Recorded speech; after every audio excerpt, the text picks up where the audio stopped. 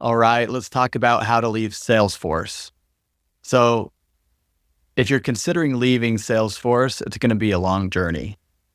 So let's go over a couple key considerations and make sure that it's as smooth as possible and you don't lose any data.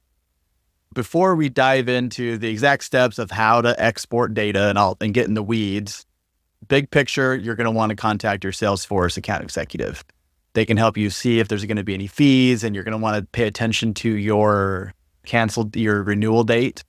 And especially if you're close to that deadline or just past it, you're going to want to make sure to contact them as soon as possible. Salesforce is not known for prorating when you cancel. But yeah, you're going to want to contact your account executive so they can get you the details. And just a heads up, it's almost impossible to get out of a contract without incurring some additional fees or costs. I'll dive into the details on how to do this, but the idea is obviously you're going to want to make sure you export, that you're able to do a data backup of everything that you had in Salesforce. This might seem obvious, but if you wait until after you've canceled, it can incur additional costs, but it's also a risk that I would not advise. So some general advice: make sure you plan ahead, pay attention to your renewal date, and you're going to want to make sure your new CRM is already set up and ready to go. That way you're not having a gap of time between CRMs. And if you're just thinking about canceling Salesforce, and as you dive into it, you realize how much a pain it's going to be, and actually you decide to double down and make the large investment that it'll take to make Salesforce successful,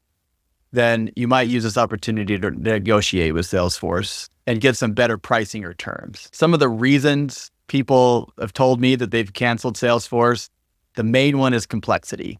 Their business is not large enough or complex enough to need all that comes with Salesforce, and also the overhead that it requires and the Salesforce administration costs. Salesforce when Salesforce doesn't have enough support and your team isn't using it and it's a downward spiral, there might be a situation where it makes sense to pull the plug, start new, migrate your data over, and start with something that's a little less complex and a little easier to use. There are other reasons you might be leaving Salesforce, but let's dive in on exactly how to do it. Assuming you've reviewed your contract terms, you've talked to your account executive at Salesforce, let's go do a data export. Here are the official docs on how to export your data from Salesforce.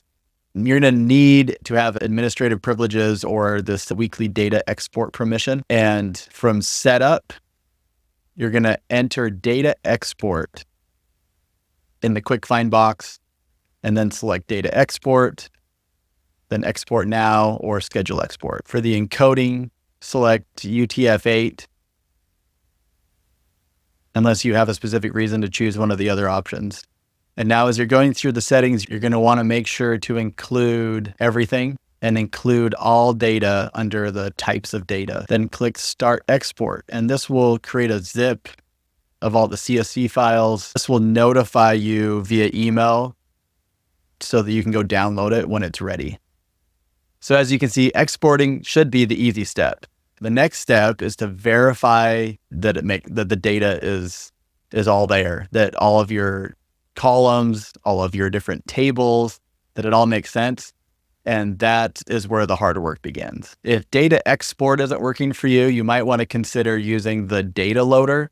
The data loader is another option for you where you have the ability to support large files with up to 5 million records. Just as a heads up, in case you run into any problems with the data export feature. Along with the verification process, where you're going through with a fine-tooth comb over all of the files you've exported out of Salesforce, one of the main next steps is going to be aligning each of the fields that you have in your Salesforce instance with your new CRM and making sure that everything makes sense. Lastly, one tip that might save you from problems down the road: when you go to renew your license with Salesforce or cancel your Salesforce license, instead of fully canceling, renew it with just one license. When you renew with just one license, it gives you a chance to take your time with exporting. And also, more importantly, it offers you the ability to revisit data relationships and log back into Salesforce and make sure that anything that isn't lining up during the migration process, that you're able to solve that by logging back into Salesforce itself instead of looking just at spreadsheets that can be hard to parse. So that'll give you some breather room. As final thoughts, exporting data out of Salesforce should be pretty straightforward unless you have a really complex situation. But you're going to want to make sure you plan ahead, that you know your contract dates, that your new CRM is ready to be up and running. So that way your transition can be seamless.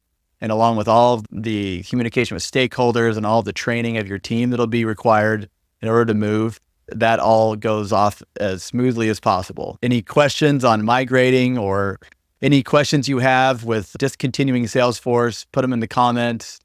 Any specific requests around CRM assistance or migration, visit crm.coach, and I'll catch you next time.